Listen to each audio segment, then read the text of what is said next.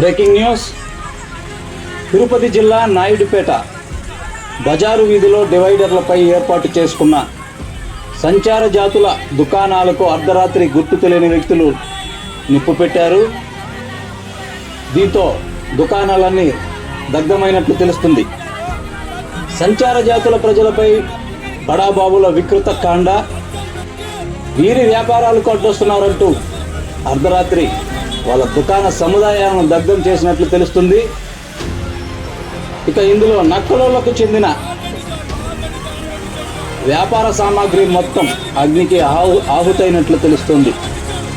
వ్యాపార సామాగ్రి మొత్తం అగ్నికి ఆహుతైనట్లు తెలుస్తుంది.